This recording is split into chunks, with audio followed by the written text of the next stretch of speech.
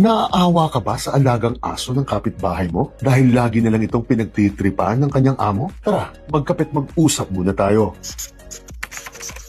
Dahil napaka-istrikto na po ng ating RA 8485 o ang ating Animal Welfare Law at lalo pang pinalakas ito ng karugtong nitong batas na RA 10631 mismo. Kaya una, mahigpit na pong ipinagbabawal ang mga gawain ito, ang torture or maltreatment o kapag sinasadya nyo ng saktan o tratuhin ng masama ang anumang alagang hayop ninyo, ang neglect o kapag pinapabayaan na ninyo ang mga alagang hayop ninyo o yung tipong kinukulang na ng tubig, pagkain, tirahan o gamot ang mga ito, ang abandonment o kapag basta-basta nyo na lang iniiwan ang mga alagang hayop ninyo na wala naman kayong pinag-iwan ng mag-aalaga nito at mag-a-apply po ito kahit nga panahon ng kalamidad sa inyo. At tandaan po ninyo, mahigpit na rin pong ipinagbabawal ang horse fighting o dog fighting o yung pilit na pinaglalaban ninyo ang mga hayop na ito kahit nga po walang pustahan kayo. Yun nga lang po, exempted pa rin po ang sabong sa batas na ito dahil tinatrato po kasi ang sabong na bahagi na ng kulturang Pilipino. Kaya pangalawa, kapag may nakita po kayo na gumagawa ng alinman sa mga pang-aabusong ito, kapag namatay ang alagang inabuso, mati ka agad na hanggang 2